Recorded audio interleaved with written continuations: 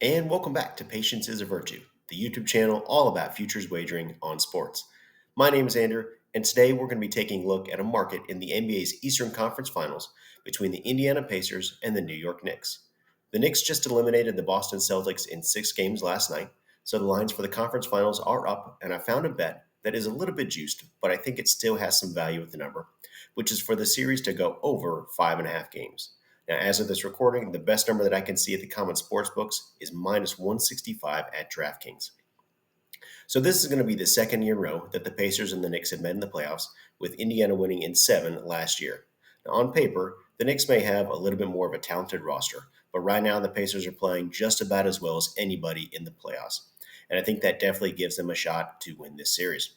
I think Indiana's shooting and their pace should be able to wear down the Knicks and allow them to take at least 2 games within this series. While I think the Knicks roster is strong enough to win a game, probably at least 1 game at home and probably 1 game on the road as well, which is going to push it to at least 4 games. And that's going to mean that you're going to have to get to 6 because if both teams are at 2-2, it's going to go at least 6 games.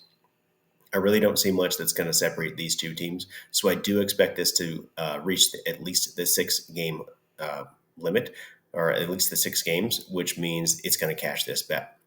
So I also like Indiana at plus 2.5 games. Now, currently that number is a little bit too high to take. The best price I can see is minus 325 at BetMGM. But if the Knicks are able to win game one, I will go ahead and check back in on this market, as that means the Pacers price is going to significantly drop before game two. And I do think they should be able to win at least once in New York. And if the Pacers are able to get at least 1 game, all you need is one more to be able to cash this bet. If they win at least 2 games in this series, you're going to cash this bet. Now, if you have a little bit more confidence in the Pacers, you can also take a look at the Pacers at plus 1.5 games, which means they need to either win the series or at the very least push it to 7 for them to be able to cover this number. Now, that number can be found at less than minus 200 at a number of the different books. And again, if the Knicks are able to win game one of this series, that price should drop significantly. So that is something else that you can keep in mind, and another way to possibly play this market. One thing I definitely want you to keep in mind is you're considering bets in this series, and this goes for any bets that you might want to place. The Knicks are a very public team, and with New York being such a huge market, they are going to take a lot of money. So if you like the Knicks in the series or game to game, you're going to want to take them as quickly as possible before a lot of that money comes in and changes the numbers.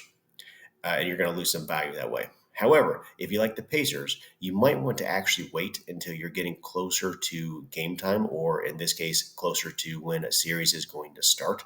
Because if the New York money does come in, that means it's going to inflate the prices for the Knicks. It's going to deflate the prices for the Pacers. So you should be able to get a little bit more value in that case.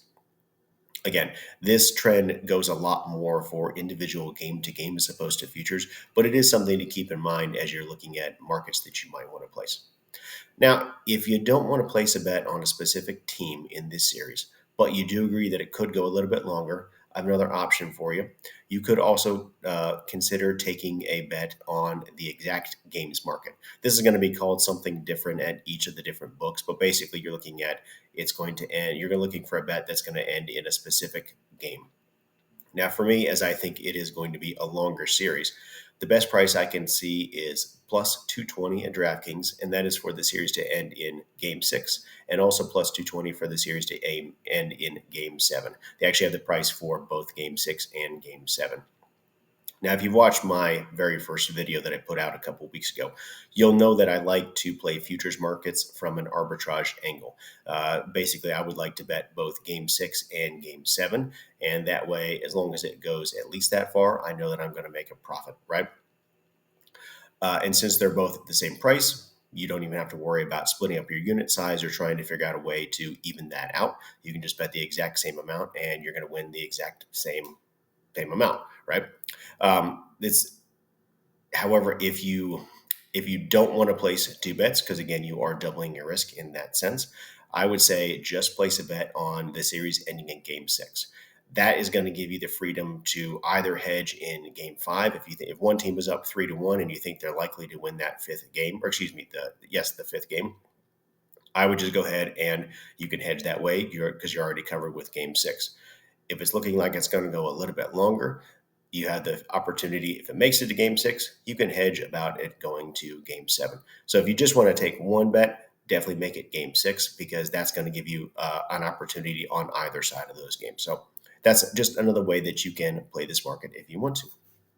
And that's going to do it for this episode. Always remember to make sure you gamble responsibly. Never bet any more than you can lose. And remember, patience is a virtue.